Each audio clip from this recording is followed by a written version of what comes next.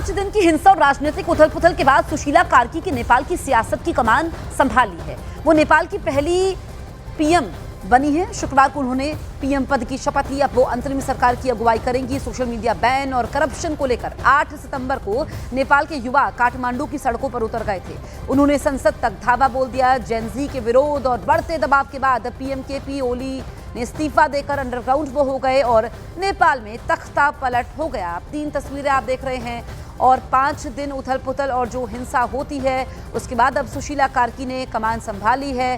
सियासत का केंद्र सिंह दरबार की तस्वीर भी हम आप तक पहुंचा रहे हैं और राष्ट्रपति ने ऐलान कर दिया है कि अगले साल वहां पर चुनाव होंगे। 5 मार्च को चुनाव होंगे और सुशीला कार्की अब नेपाल की पहली महिला पीएम बन गई हैं। अब नेपाल सरकार की कमान सुशीला कार्की के हाथों में है। नेपाल के काठमांडू के सिंह दरबार में बने गृह मंत्रालय से वो पीएम दफ्तर की शुरुआत करेंगी। सिंह दरबार अगले 6 महीने नेपाल की सियासत का केंद्र बना रहेगा। सिंह दरबार के अंदर गृह मंत्रालय का एक दफ्तर है जिसको कि अब पीएमओ के तौर पर इस्तेमाल किया जाएगा, यानी प्रधानमंत्री कार्यालय के तौर पर इस्तेमाल किया जाएगा। इसी सिंह दरबार के अंदर जो गृह मंत्रालय का दफ्तर है उसमें जो सुशीला कार्की हैं, जो अंतरिम प्रधानमंत्री हैं, वो बैठेंगी। उनका कार्यालय और उनका घर जो है अब अगले 6 महीने तक इसी सिंह दरबार के अंदर होगा। तो यह इमारत अगले 6 महीने तक नेपाल की राजनीति का केंद्र बिंदु रहेगी और यहीं से सुशीला कार्की का जो नया कैबिनेट है वो तय होगा, जिसमें कुलमान घिसिंग जो यहाँ के लाइटमैन बताए जाते हैं उनका भी नाम सामने आ रहा है। इसके अलावा कुछ और नाम जो हैं जो कैबिनेट में शामिल हो सकते हैं। तो यहाँ पर आर्मी की जो पूरी मुस्तैदी है वो यहाँ पर देखी जा सकती है। इसके अलावा जो पैरामिलिट्री फोर्स हैं वो भी यहाँ पर तैनात हैं। नेपाल पुलिस चप्पे चप्पे पे तैनात है और जैसी तस्वीर नेपाल में पिछले कुछ दिनों में देखने को मिली, ऐसी तस्वीर अब नेपाल में देखने को नहीं मिल रही है। नेपाल में जो यातायात है वो पूरी तरह से शुरू हो चुका है। कर्फ्यू से लोगों को राहत मिली है, जो दुकानें हैं वो खुल रही हैं। तो अब आने वाले 6 महीने जो हैं जिसमें अंतरिम प्रधानमंत्री के तौर पर जो सुशीला कार्की हैं वो उन मुद्दों को लेके काम करेंगे जिन मुद्दों को लेकर नेपाल सुलगा, नेपाल के जो युवा हैं वो सड़कों पे आए।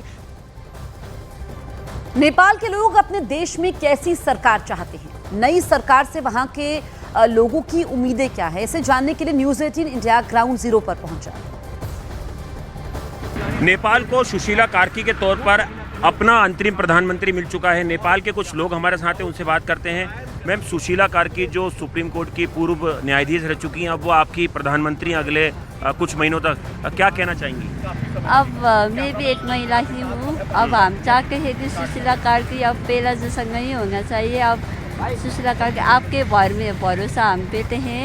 अब पहला जैसा नहीं होगा तो हम वही चाहते हैं कि अच्छा होगा। अब हमारा ये पहला हम अपना प्रॉपर्टीहरू सब बिखर गया है, अब वो पहला जैसा बना दो। कि अब जो करप्शन का इशू था और बेरोजगारी का जो इशू था उस पर अब आपकी जो नई प्रधानमंत्री वो काम करेंगी? करना पड़ेगा ना, उसके लिए तो उसको चुना 6 महीने के लिए होगा या कुछ दिनों के वो तो प्राइम मिनिस्टर है अभी फिलहाल। तो उसका फर्ज बनता है, वो अभी रिब्यूल्ड हो रहा है नेपाल, नया नेपाल रिब्यूल्ड हो रहा है।